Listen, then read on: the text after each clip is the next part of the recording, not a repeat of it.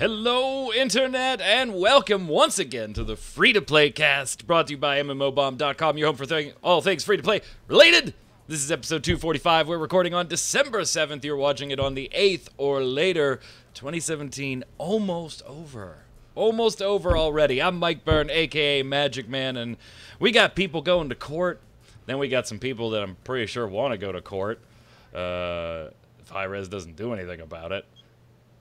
And then we got a first look review for a game that, well, you know, we'll just save the review for the review segment. But first, introducing the panel, Ms. Quinlan Bowers. How are you, Q?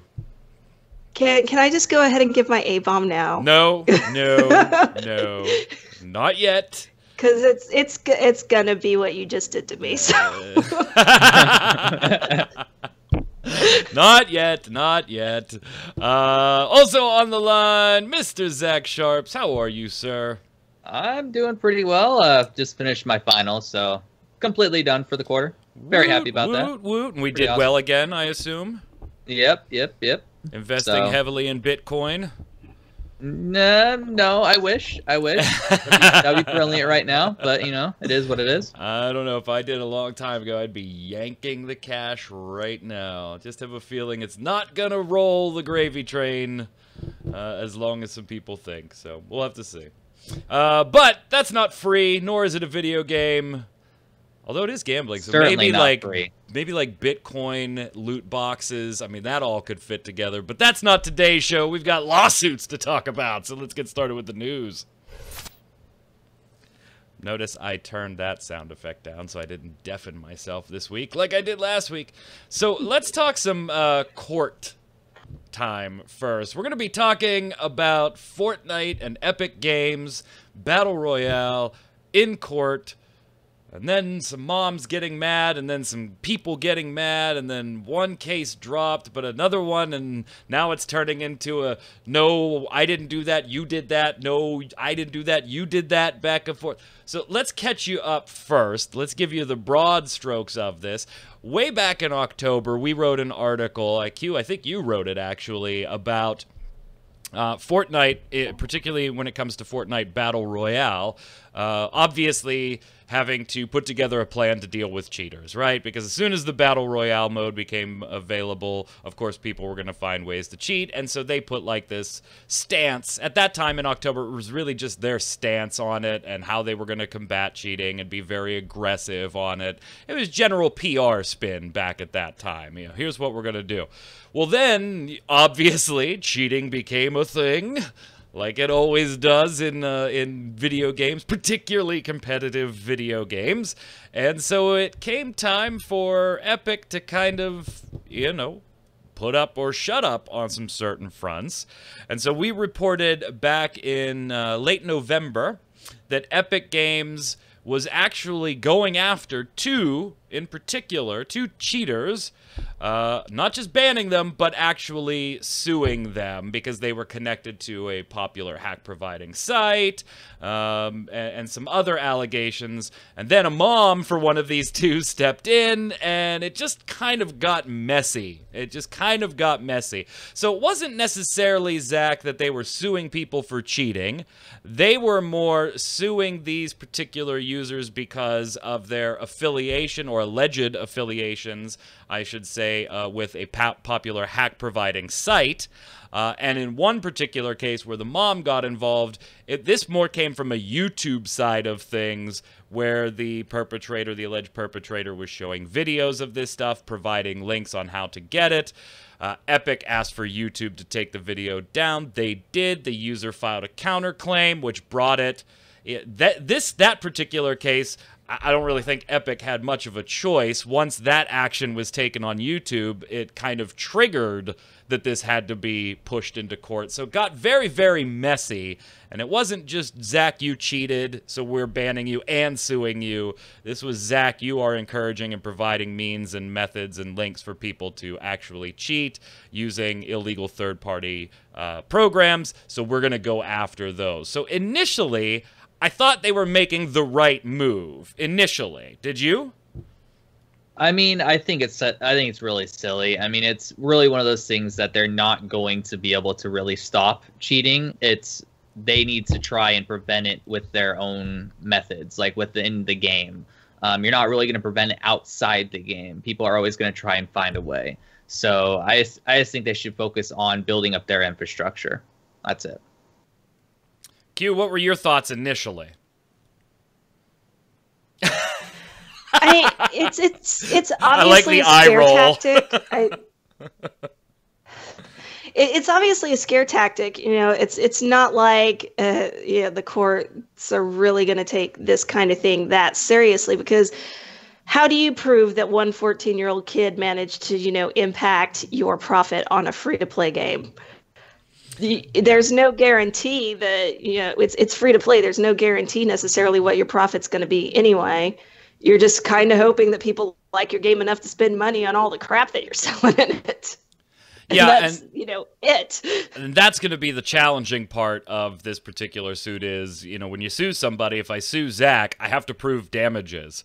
And not only do I have to prove damages, I have to prove damages that are able to have some type of recompense put down on them, whether it be monetary or things like that. Usually when you're suing somebody, obviously, it's in the United States, it's generally a monetary thing. So Epic alleges that one teen, not just, they were very clear, like, this isn't just cheaters. They were alleging that one of the teens offered technical support to the cheat provider's website. Of course, that person's mother turned around and said they just got the cheats from a website and used them during game, to which Epic kind of turned around and said, hey, one of these people has actually been banned from the game 9 times and just kept creating accounts because they wanted to harass people and troll people. So I can understand Epic wanting to be a little aggressive here on users that they perceive. Again, a lot of this is alleged. Nothing's been filed, or well, there's certainly things filed, but nothing has been resolved in the court. So these are all alleged behaviors at this point. I can certainly see Epic wanting to be more aggressive with somebody that they perceive to be being more aggressive. It kind of devolved, though, and it kind of backfired, because really one of the lawsuits turned into the only reason that I personally feel it's a lawsuit is because of the way YouTube works.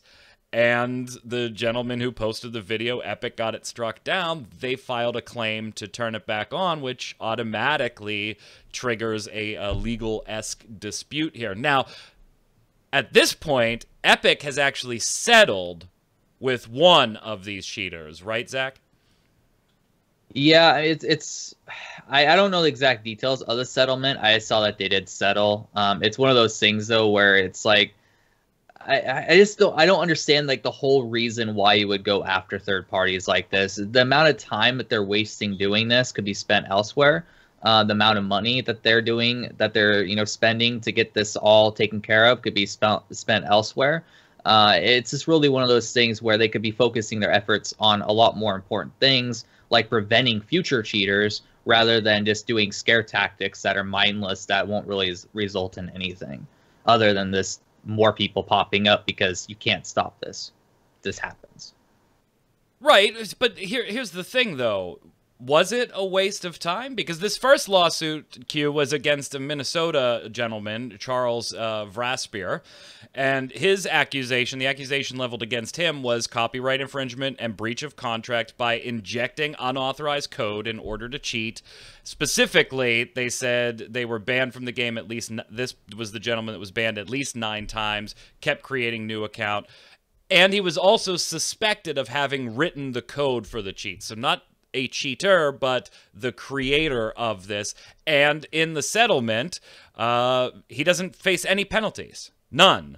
Unless he persists in creating, writing, developing, advertising, promoting, and or distributing anything that infringes Epic's works now or hereafter protected by any of Epic's copyrights. And if he does, he faces a $5,000 fine. So if Charles actually did create these types of injection programs, Q, then didn't Epic get exactly what they wanted here, which was not shutting Q down for cheating, but shutting Mike down for creating the cheat that would possibly be distributed to thousands and thousands of players, which I gotta feel was Epic's point, you know, kill the root and the whole tree dies type deal. I mean, I kind of feel like they for now got their way, but I mean, you're talking about a guy that if it's true that he's the one who developed the cheat and everything, that this is the kind of thing he does. And considering that he's been caught and, you know, banned 9 times and came back just to troll streamers and make them cry, blah, blah, blah, blah, there's no way he's going to stop.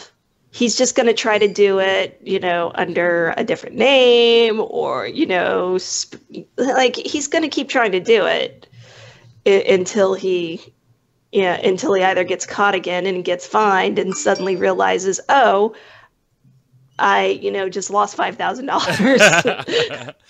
Well, and I mean, I gotta love though, and I don't know how you guys feel about this. I just kind of roll my eyes. The comments everywhere about, like, there's people obviously that are, hey, good. There's other people that say, you know, this really doesn't matter, and Epic kind of went too far, and maybe they're wasting their time. Zach, I think that's kind of where you lay. It's, you know, yeah, good. Get the cheaters out of the game, but why the hell are you wasting time on here? Fix your code so that stuff can't be injected and you don't have to worry about it at all. So we kind of, I think all three of us are just all in different places on this one. But I love reading the comments, Q, that are like, good, cheaters should go to jail. Come on. Like, I've literally seen that just... Hell, not even on Reddit and stuff like that. Just look at the comments on MMO Bomb on these articles, and there are people calling for these people to be thrown in jail for cheating at a free-to-play video game. Like, don't we have better things to do right now as far as the way we populate our prisons in the United States? For crying out loud. I was about to say our jails are pretty full as is.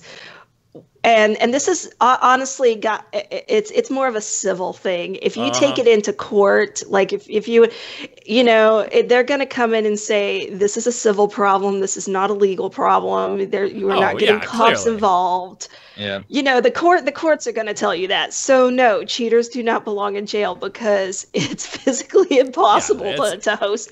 Never going to happen. I just think it's funny people comment that. DDoSers I would be fine with, though. I mean, but you can't catch them. DDoS attackers, but that's a whole other issue. But in certain circumstances, that actually is a crime. That's true. Yeah, because they could shut down a business. Right, depending on what the target is and the method of DDoS and all that fun stuff. So, yeah, I don't think... What are you in for? I murdered my mother and father in their sleep. What are you in for? I fucking won first place at Battle Royale. Yeah. And I just think maybe there's a bit of a difference going on there. I shot somebody through a wall in Counter-Strike.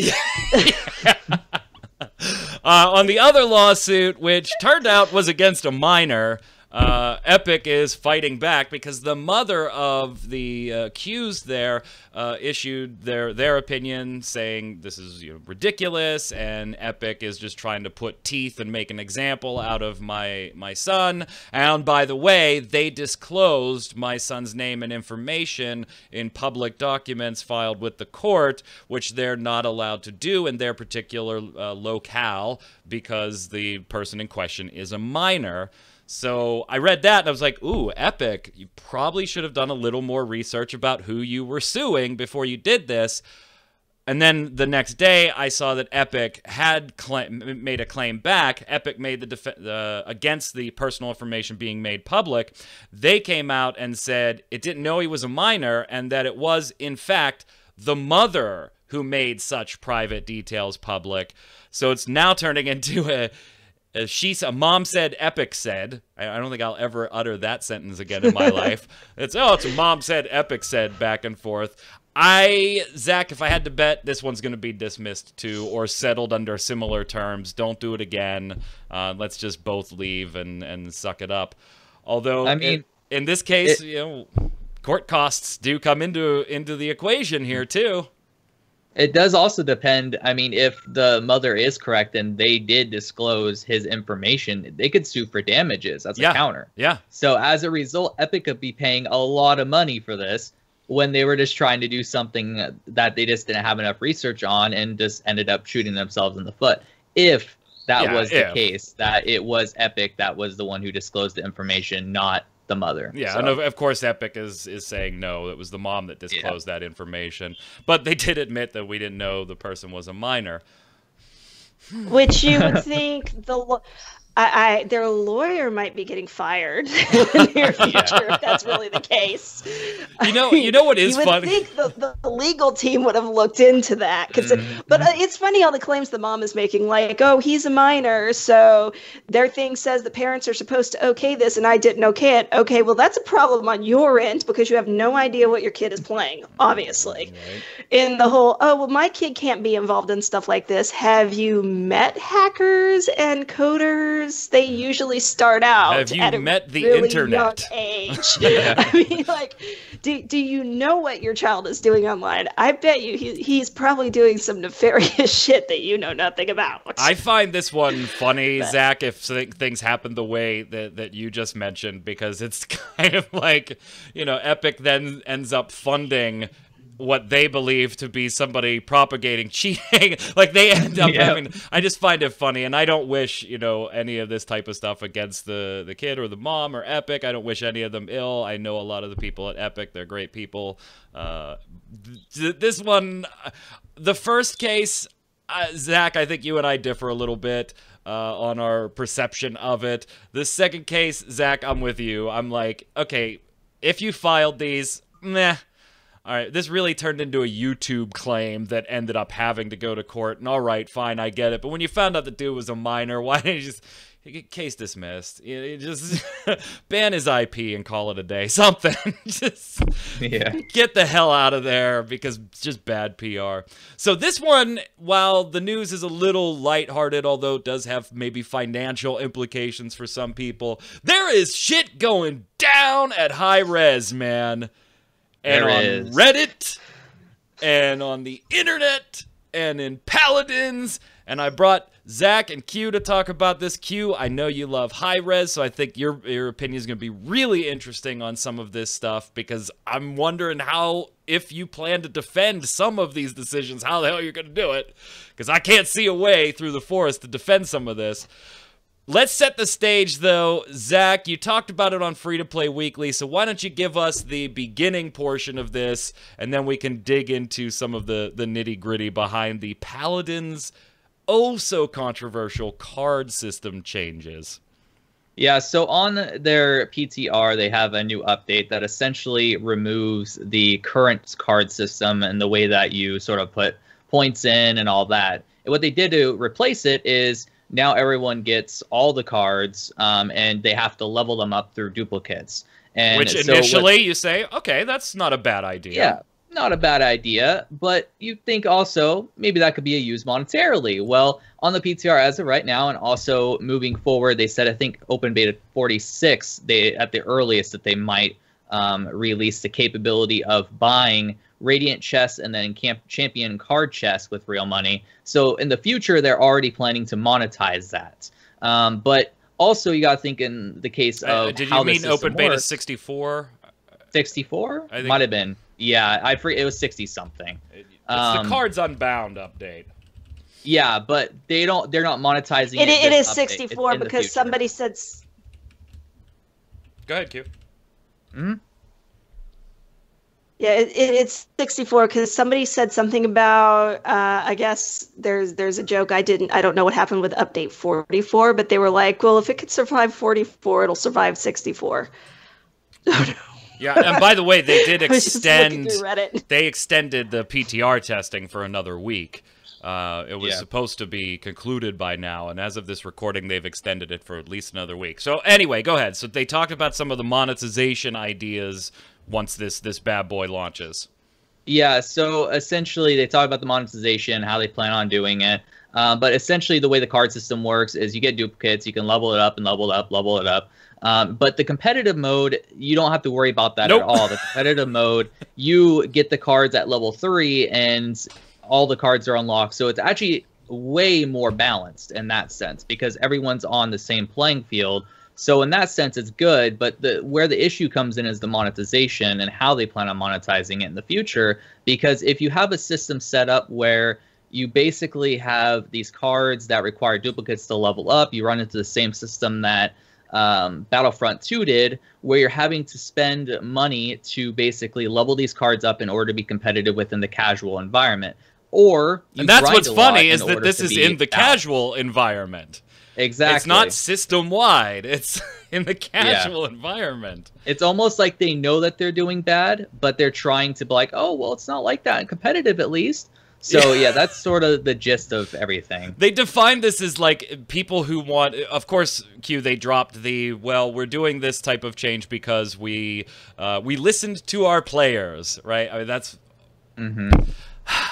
We've been listening to our players, and we're making this even more free to play. You get all the cards, basic and legendary, immediately. There you go. And it makes the action over the top for people who want some... It unbalances the shit out of the casual portion of the game. The biggest portion, audience-wise, you just unbalanced the shit out of this game. They got rid of Essence. They're going to be refunding the essence to you in the way of gold on a 1-to-1 ratio when they do decide to do this stuff. However, I kind of take a little umbrage with that, and I'm not a Paladins master, nor do I pretend to be, but I do take a little bit of on the 1-to-1 ratio because essence was harder to come by, so therefore in my brain is more valuable than gold. So I think it should be higher than 1-to-1. But whatever, maybe that's changed since my Paladins days, and Paladins players aren't too geared or aren't too mad about that one. But there are definitely pay-to-win concerns here. What is this? Oh, I was wanting to clarify the quote about the monetization since it's a huge aspect. Yeah. Their exact quote is, "We expect to allow crystal purchases of those same card chests, which are the ones that aren't currently monetized, in Open Beta 65, but we may delay this." So who knows if it's ever going to happen, basically.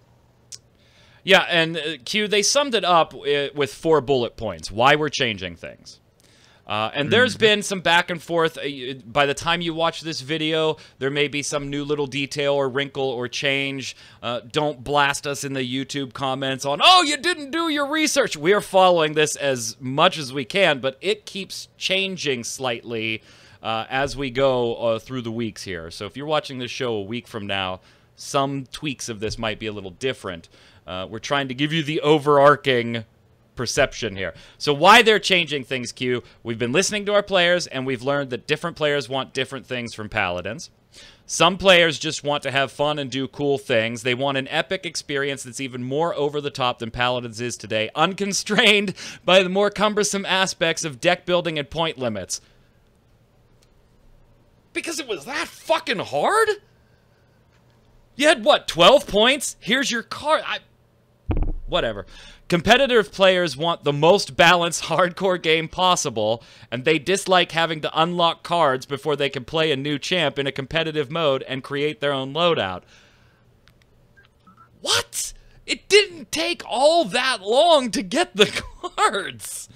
We want to make Paladins into a better game for both of these groups. Q, I'm going to turn it over to you because maybe you see something that I don't, but I have scoured Reddit and all the articles on MMO Bomb and all of our competitors, and I just don't find anybody that's saying this is a good idea. I see people bitching about a bunch of different aspects of this. Some points I may think they're being a little silly and stuff on. People are obviously making the points out of this becoming now a grind and a grind and a grind. I personally think the grind is the least of the concerns here. But what do you think, Q? Wrap your head around it and let me know. What do you got here? Okay, well, first point, I think we all know this about me by now. The only kind of, like, selling I like for any games, like, you know, the monetization-wise, is cosmetics. So, you know, like selling up something that selling you the kit, basically the kit to level up your card, I honestly don't think it's a good idea. It's like selling, you know, selling you your XP or whatever. I mean, most games do it, but I don't necessarily like it. Two, as far as their points go, okay, so it basically sounded like from their 4 points that what they're telling you is gamers want different things. Not every gamer wants the same thing. Well, okay, duh. Yeah, there probably were players, the ones that are impatient, complaining about how long it took them to get all the cards.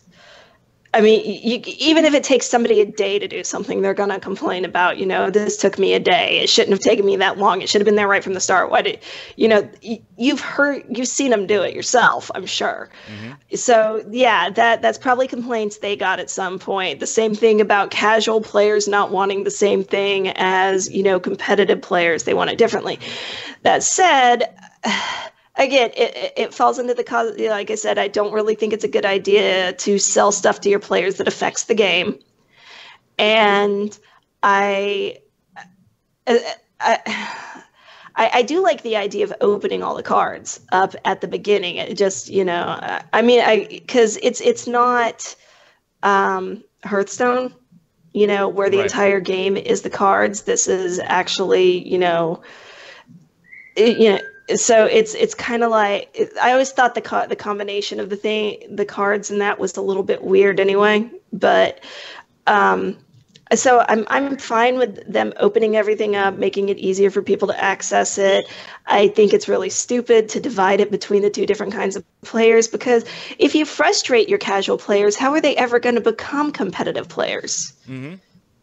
I mean, and that should have been something they should have seen right away. Not all competitive players start out as competitive players. They start out as somebody who gets in and starts tooling around. So you're basically punishing your players before they ever get a chance to hop in and try.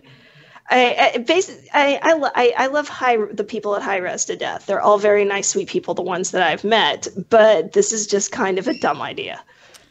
Yeah, and I may be wrong on this, and some of you Paladins players on YouTube can remind me or tell me where I might be getting this, or just tell me I'm off my rocker and I'm crazy. I don't think the concept here is entirely new with Paladins. I seem to remember very, very early in Paladins' life, one of the first few times I got my hands on the game, way, way, way back when, that there was a system similar to this, or parts of this that made up the card system at that time, and then it changed away from that. Zach, am I just remembering something differently, or I have no idea? I don't think it was that. I think it wasn't this whole randomized system. Cards. Yeah, maybe. Just in general. Yeah. And to me, this is way different from patch 44, and there's an excellent post on the Paladins Reddit by Blackwaltz03 if you need a little bit of a breakdown, because at that point, Essence was able to be changed, but Cards Unbound, this update, it's not going to be. It is the whole new system. Everything in the game is going to have to fit in this system. And like it or not, if you shell out the money, the cash dollar, you can unbalance the shit out of the casual game very, very quickly. Q, I love Hi-Rez. I love talking to Todd Harris. Funny team over there.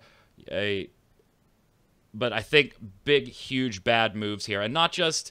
If you honestly believe that this was the best thing for the game, I could sit there with the company and debate philosophically whether the update you made was the best thing for the game, and you believe it is, and I believe it is. And fine, we can have that debate and sit and talk and have a beer and have a good time.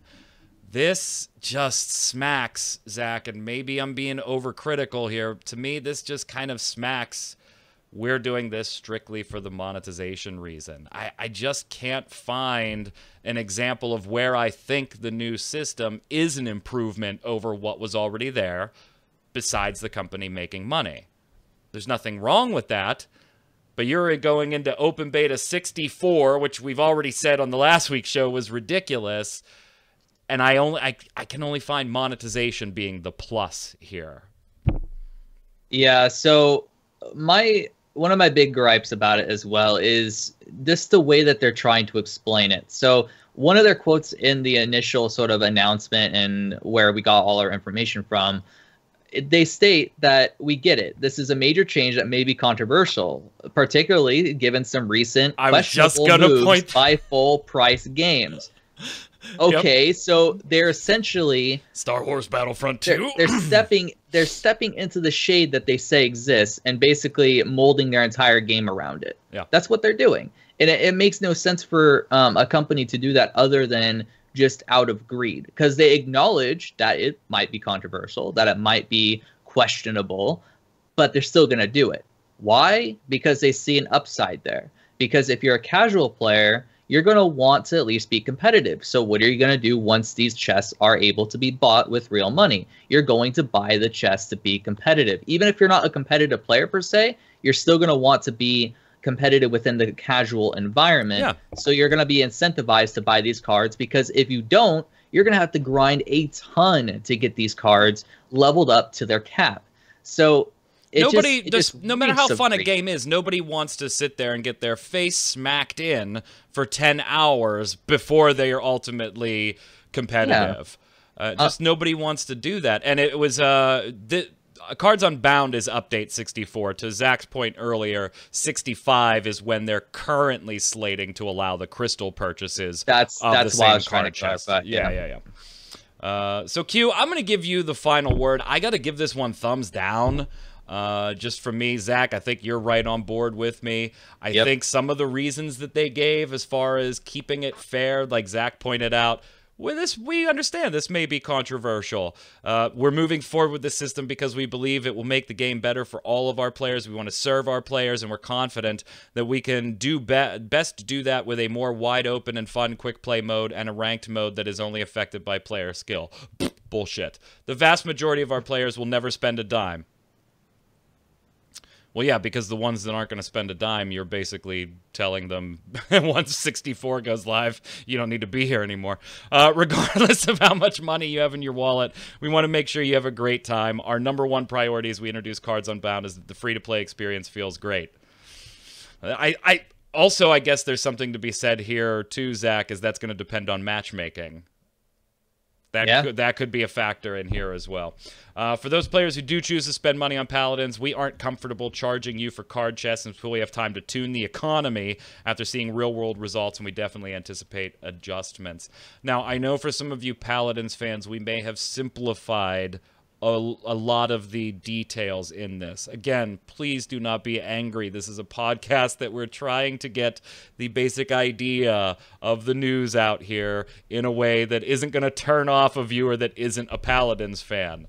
There are deeper pieces of this. Some may be good, some may be bad, but in general, I give it a thumbs down. But Q, being the Hi-Rez fan you are, I'll give you the final word. Like I said, I'm not. I mean, I like the idea that everybody just gets the cards up front. I personally like it when everything is unlocked up front. But the whole leveling thing just for one side, and although I do need to make one comment as far as the comment on grinding, isn't playing the same thing on the same map with like 4 or 5 people every day pretty much grinding? Well, yeah, and to me, grinding can always be... Grinding is a piece, like Essence was. The grind was the beef with the Essence. Grinding can be tweaked. If enough people hate it and start leaving your game, you could tweak that stuff. This stuff's not going to be tweaked very much.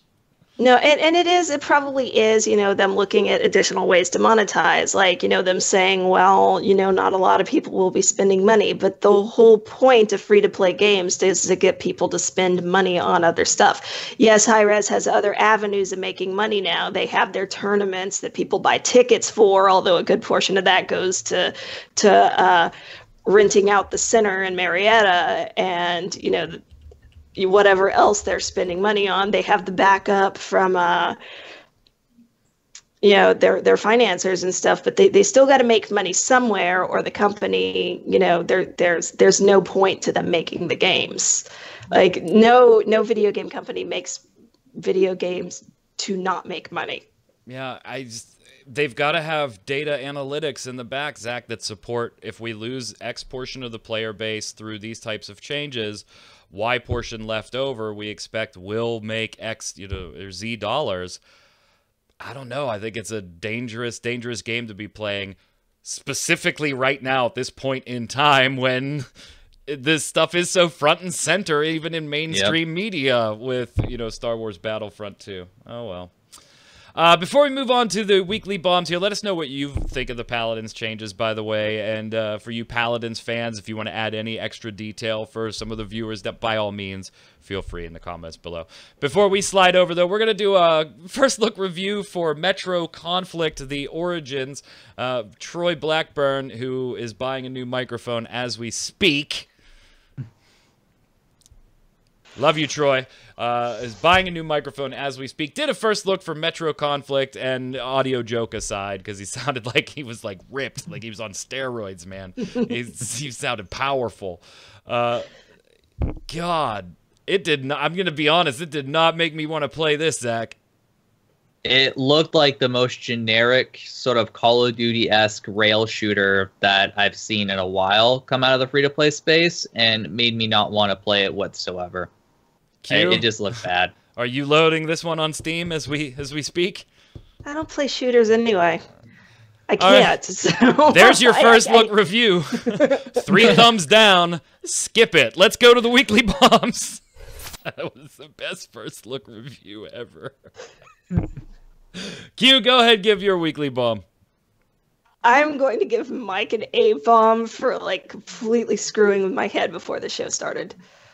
I was sitting here trying to talk, and my video's been acting up this entire time. I don't know if it's been robotic for you guys or not, but I actually disconnected for a while according to Skype.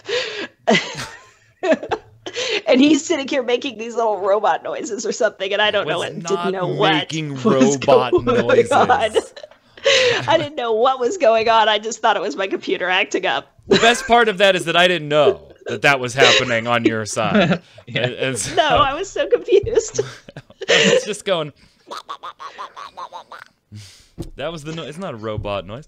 Go ahead, Zach. Your weekly bomb. I'm gonna give an A bomb to WebZen. Oh, I've seen your tweets on this. Oh my God, their terrible execution with Mew Legend. I mean, not only were the servers laggy, I was fine with that for a few days. I was like, okay, you know, it's launch, and open beta's launch, WebZen. I'm sorry, you guys have been in the industry long enough to know this by now. Open beta is launch. Unless you're a paid game, that at least still stands as normal open beta tactics. But still, anyhow, servers awful the first, you know, couple days. Then they got them somewhat ironed out. Then they did a giant ban wave of accounts, which caused those people who got banned to DDoS their servers, thus making the servers once again unplayable. That continued well into the next couple weeks, if I remember correctly. And then I just decided to stop playing, because every single patch that they released was to toggle off a new, like, a feature of the game. So they decided to take down the auction house completely. First, they took down the Red Zen purchases for the auction house, which is all right. Then they took down the entire auction house. Then they took away the trading between players. So if you had multiple characters, God forbid you want to play their game, right? You can't trade between them. So it's like they just kept removing feature after feature after feature, to the point where the game just became unplayable, alongside the fact that the servers were super laggy. And so I was left with, like, I think probably 20, no, not 20, but I want to say like 10, 15 days left of my premium. So I just been logging and getting my login rewards and just calling it good. But it's one of those things where it's like, guys, yes, this is a problem. People are obviously doing gold selling. They're doing botting. But was it really worth destroying your game over? I don't think so. Because most people don't care about that. They just block people in chat. They just hide chat. And then they just play the game. So and now the server's completely dead. I mean, there's like 2 or 3 bars now. It's just, no one's playing it. Yeah, I've been watching Zach's tweets on this one for weeks, going, damn. I'm going to give another da-bomb to Representative Lee from Hawaii, like I did last week, for his "It's a Trap" comment. Yep. They put out a video with their, like, kind of behind-the-scenes plan on them sitting and discussing potential legislation, potential rules, potential regulations for loot boxes, things like that. They put out a video of that plan. It's a great little video to watch on YouTube. We wrote it up. It's on mmobomb.com. You can check it out there. Even if it was a little cheesy at some times with some guys that you probably didn't really know what they might have been talking about, but had to seem... It's a great little video. Go ahead and watch it, and you gotta love it from a gamer perspective, because I'm sure it's the last type of conversation companies like EA and Activision and stuff want to see legislators actually having, regardless of where those legislators are. From the viewers, Coffee Black posted a very, very long reply to the whole loot box discussion. Particularly because one of the things we were focusing on was Guild Wars 2 and its mount skins at that time. Coffee, read your entire post, also saw it over on YouTube as well. I grabbed an excerpt from it because it was really, really long. I can't share it all here.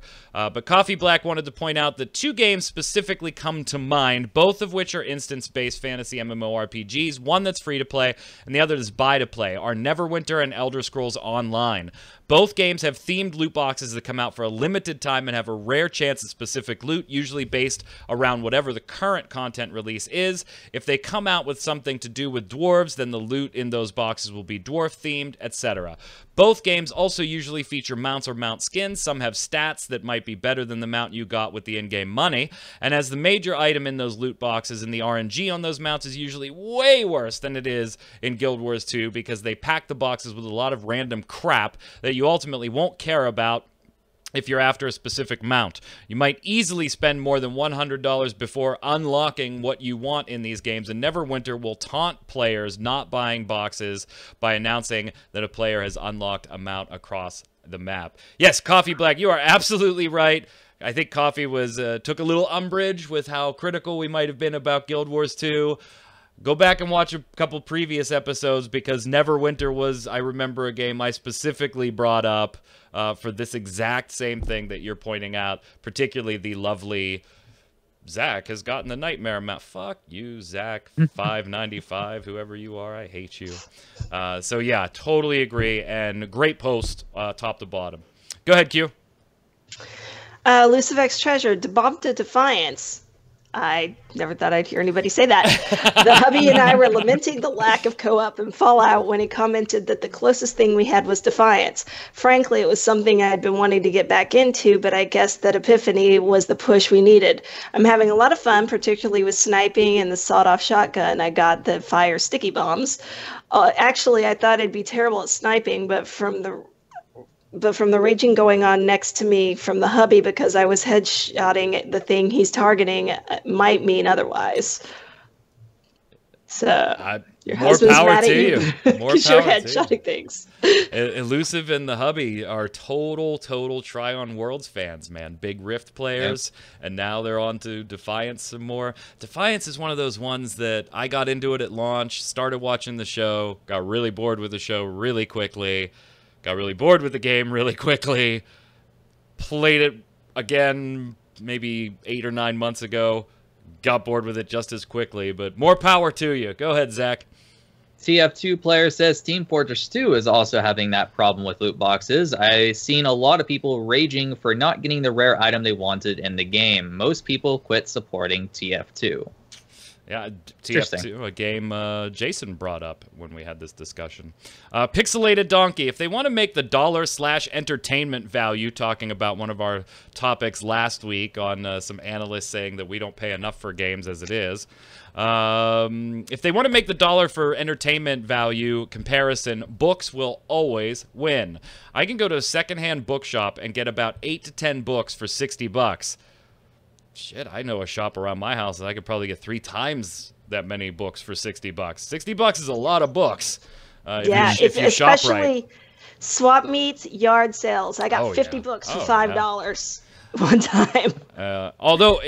So each one will last me more than an average 10 hours it takes to play through any of the latest games. It also won't cost me a left nut to buy the hardware needed to play those games. Which is also the cost those who say the games are better bang for the buck seem to ignore, as well as the cost of internet and electric bills. So a movie is still more likely to be cheaper entertainment than a video game. I totally agree with you. Books, best dollar per entertainment expenditure out there. Go ahead, Q. Hayjuk Sky Shadow. The Bomb to Humble Bundle. They are throwing free games left and right. They actually did put another thing out for free games today.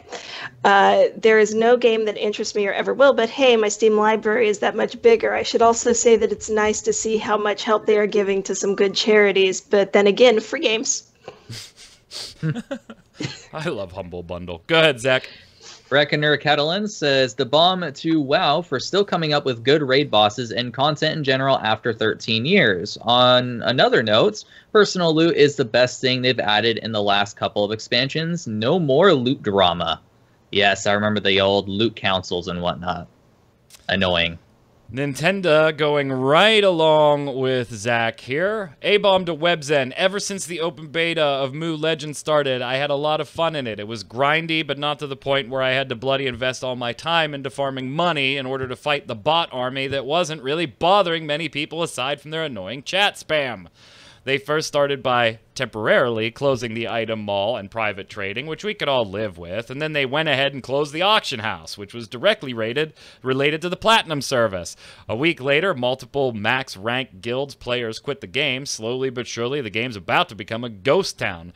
Problems getting groups for high-level content, wait times of hours, people have to play solo to get somewhere. They wanted to get rid of the bots, but got rid of their player base. And at the end, they had the nerve to say, "We are very pleased with the game and hope you like the changes."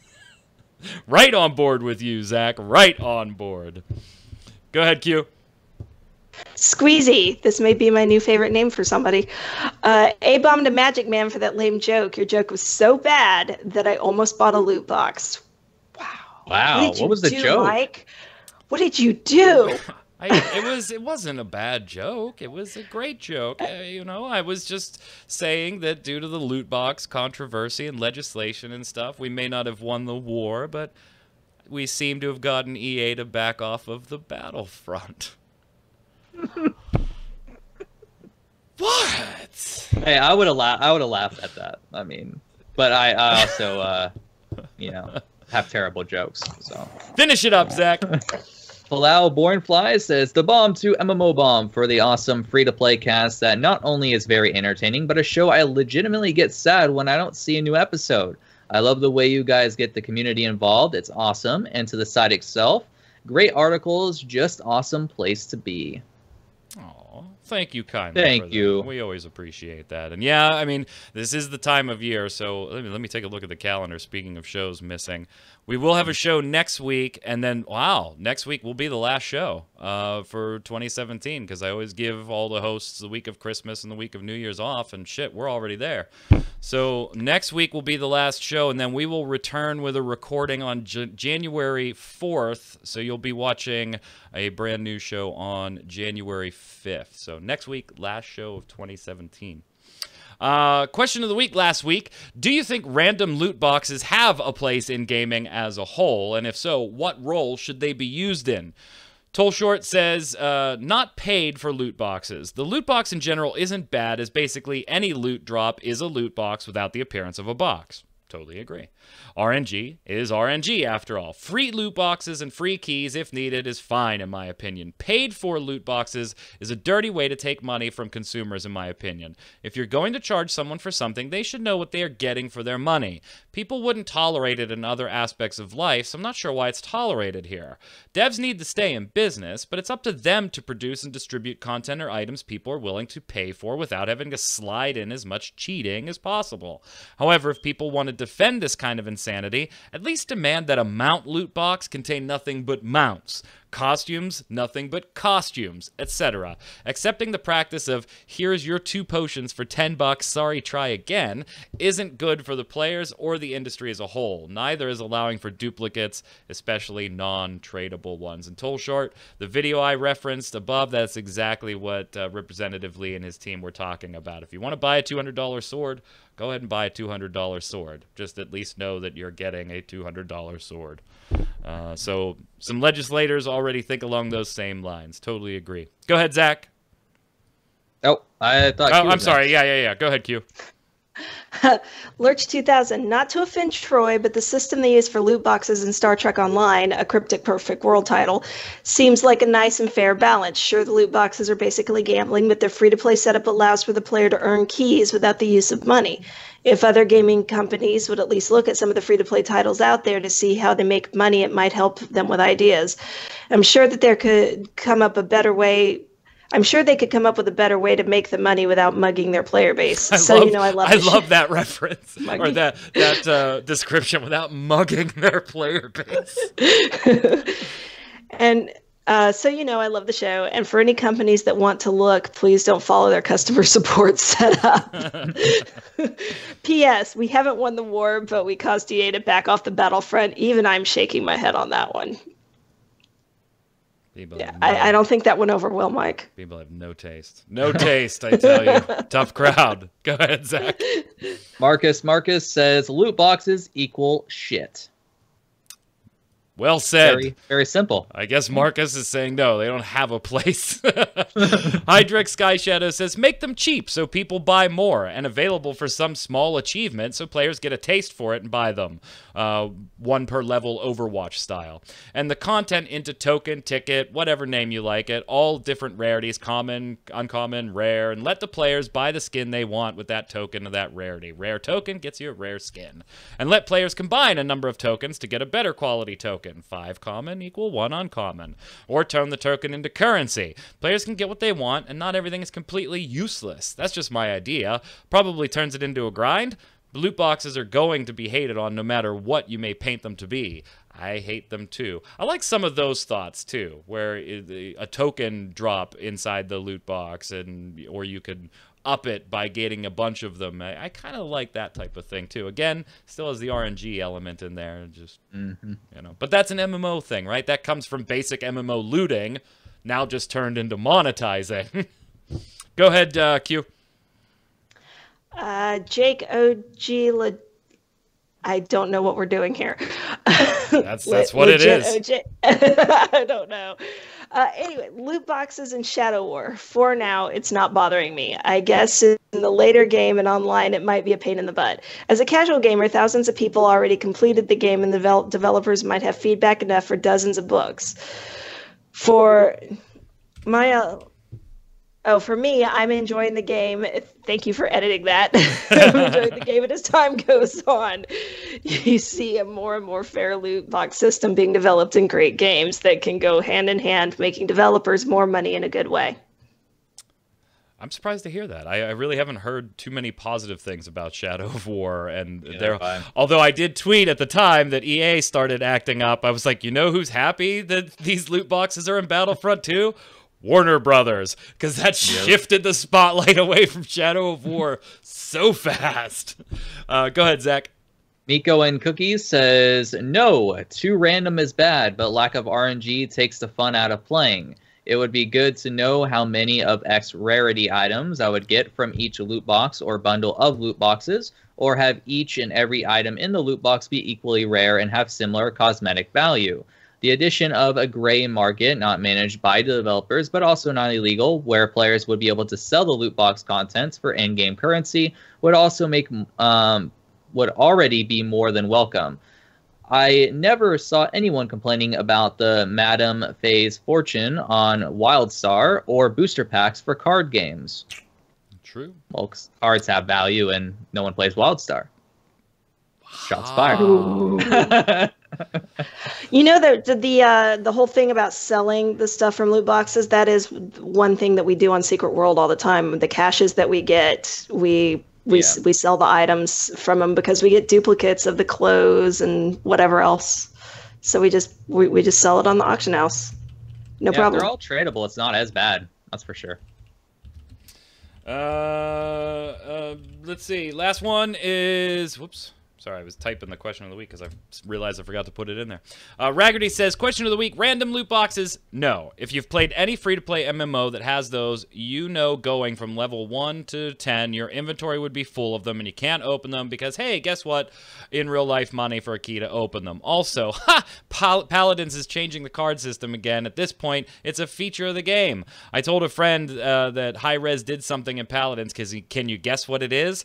Took him a millisecond to guess what it was. This has got to be the 10th time they've changed it. Also, I agree with magicman. You hold a money tournament, then you can no longer call your game in beta. Hell, if you have an in real life money store in your game, it can't really be in beta.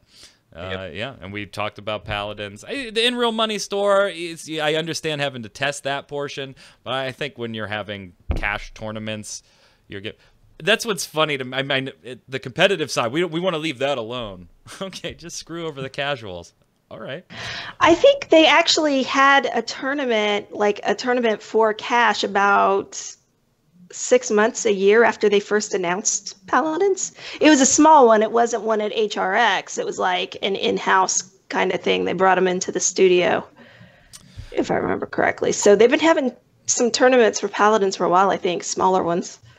Question of the week this week, give us your take on Epic Games taking it to court for the cheaters. Would you have done so? Why or why not? Put it in the comments below. While you're there, chime in on all of our news stories, including Paladins, Epic Games, and Metro Conflict, that awesome first look video review that was really in-depth earlier in the show. Let us know your thoughts in the comments below. Put your weekly bombs there. Dub bomb for something good, A bomb for something bad, or your questions for next week's panel. Remember, next week, last show of 2017, so we'll do our holiday sign-offs then. Until then, Q, where can everybody find you? Possibly hanging out on Twitter at Quinlan. Possibly. Possibly. I've been so in and out of stuff, I don't know where I'm at anymore. Zach, what about you, sir? Metro Conflict's clearly winning Game of the Year. I don't know what you guys thought. You guys can find me on Twitter at Zach Sharps, and I'm pretty much always on Twitter, so... I'm Mike Byrne, a.k.a. magicman. You can follow me personally there on Twitter, right at magicman1. While you're there, of course, and more importantly, follow at MMOBomb so that we can tweet directly at you all the news, giveaways, podcasts, fantastic first look videos, and everything else your little heart desires in the world of free-to-play gaming. Until next week, stay safe. We'll see you in the servers.